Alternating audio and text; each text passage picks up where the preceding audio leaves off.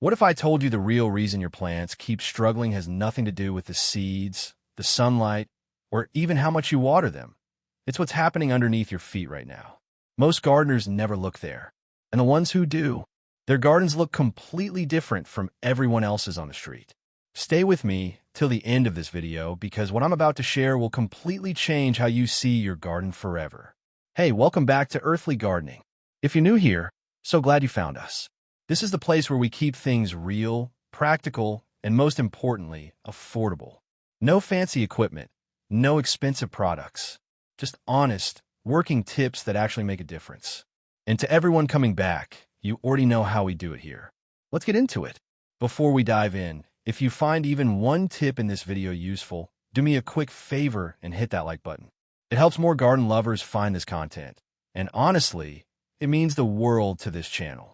And if you haven't subscribed yet, now is a great time because we drop new videos every week packed with tips just like these. All right, let's talk about soil. Point 1. Feed your soil with kitchen scraps you're already throwing away. Every time you toss a banana peel, a coffee ground, or a vegetable skin into the bin, you're literally throwing away free fertilizer. Composting is not a new idea, but what most people don't realize is how powerful even a small compost setup can be. You don't need a big yard or a fancy bin. A simple pile in the corner of your garden, or even a small container near your kitchen, is enough to get started. Over time, those scraps break down into something called humus, which is one of the richest natural soil improvers on the planet. It adds nutrients, improves texture, and helps your soil hold moisture far better than it does right now. Start collecting your kitchen scraps today, even just for 2 weeks, and you will see a difference in your soil faster than you expect. Point 2. Stop leaving your soil naked. Bare soil is stress soil. When you leave the surface of your garden exposed to the sun, wind, and rain, it dries out faster, loses nutrients quickly, and becomes hard and compact over time. The fix is something called mulching, and it is one of the simplest things you can do. Lay a few inches of dried leaves, straw, wood chips, or even grass clippings on top of your soil and let it sit there. That layer acts like a blanket. It keeps moisture in, regulates soil temperature, and as it slowly breaks down, it feeds the organisms living underneath. The best part is most of these materials are either free or very cheap. Autumn leaves alone are enough to mulch an entire garden bed. Point 3. Let worms do the heavy lifting. If you see worms in your garden, that is actually a very good sign. Worms are nature's soil engineers. As they move through the ground, they create tiny tunnels that allow air and water to reach deeper into the soil. Their castings, which is basically worm waste, are incredibly rich in nutrients that plants love. To attract more worms naturally, you just need to give them what they enjoy: organic matter, moisture, and undisturbed ground. Avoid digging up your soil too often, keep it covered with mulch, and add compost regularly. If you want faster results, you can also buy a small batch of worms and introduce them directly into your garden beds. They will get to work immediately. Point 4. Grow plants that feed the soil while they grow. This one is genuinely underused, and it is so simple. There is a group of plants called nitrogen fixers. Legumes like beans, clover, and peas actually pull nitrogen from the air and store it in the soil through their roots. Nitrogen is one of the most important nutrients plants need to grow, and buying it in fertilizer form can get expensive. So why not grow it for free? Plant a row of beans between your vegetables, or scatter some clover in an unused patch of your garden. When the season ends, cut them down and leave the roots in the ground. Those roots will release nitrogen slowly as they break down, feeding whatever you plant next season. Real quick, we are halfway through, and I hope this is already making you think differently about your garden.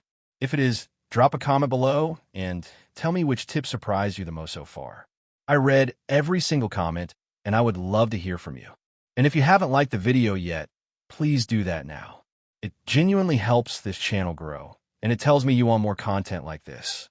Okay, let's keep going because the next few points are where it really gets interesting.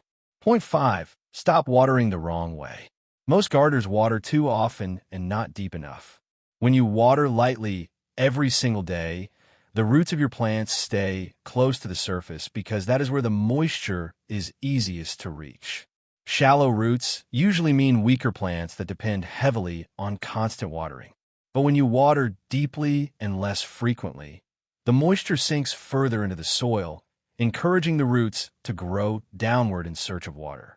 Deep roots help plants become stronger, more stable, and better able to handle dry periods and weather changes. Another important detail is when you water.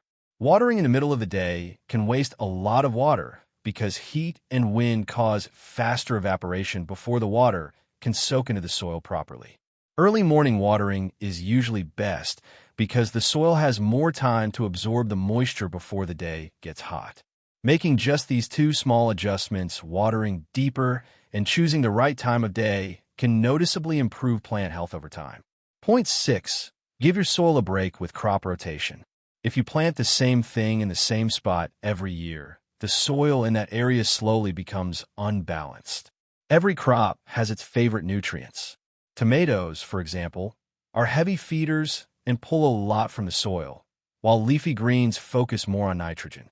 When you grow the same crop repeatedly, it keeps taking the same nutrients over and over again, and eventually that patch just cannot keep up. On top of that, pests and diseases that love that specific plant start to settle in, because you're basically giving them a guaranteed food source every season. Rotating your crops, meaning planting different types of plants in different spots each year, solves both problems at once. It gives the soil time to naturally rebuild what was used, especially if you follow heavy feeders with lighter feeders, or even nitrogen-fixing crops like beans or peas.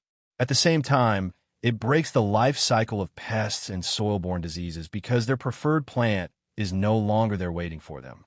You do not need a complicated chart or a huge garden to make this work.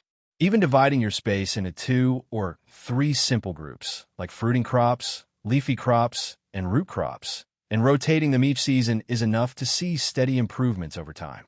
It is one of those small habits that quietly makes a big difference year after year. Point 7. Use wood ash from your fireplace or grill. If you have a fireplace or a wood-burning grill, you've been throwing away something your soil would love. Wood ash is a natural source of potassium and calcium, 2 minerals that are essential for healthy plant growth.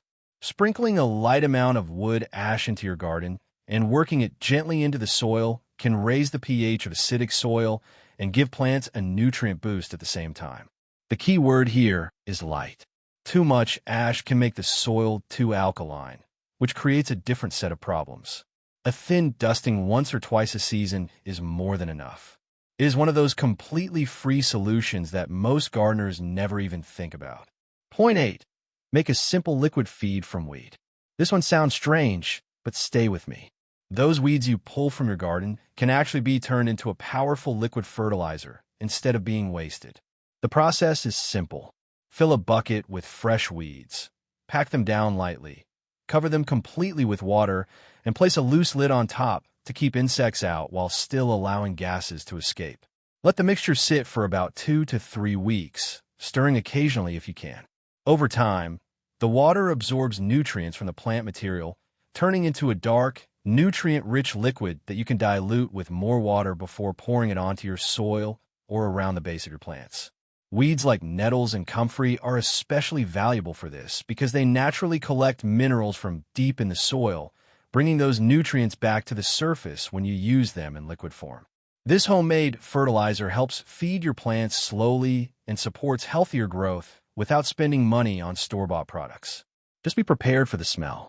It can get strong, but it is a small trade-off for something that is completely free and made from materials you were going to throw away anyway. Point 9. Test your soil before you do anything else.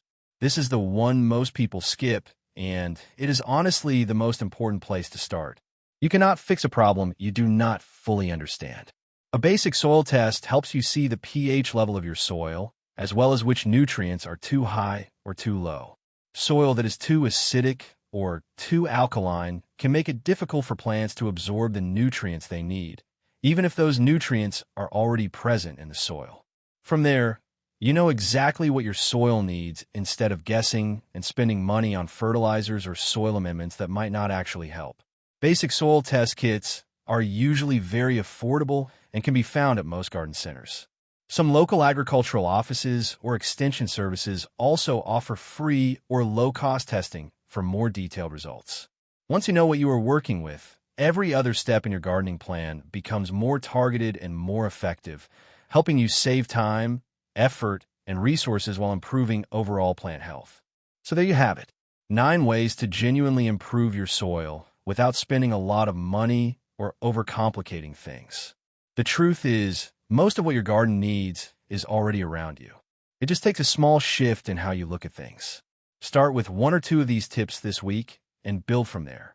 Your soil will thank you, and so will your plants. If you found this video helpful, share it with someone who gardens. You might just save them a lot of frustration. Don't forget to subscribe so you never miss a new video, and I will see you in the next one. Happy gardening!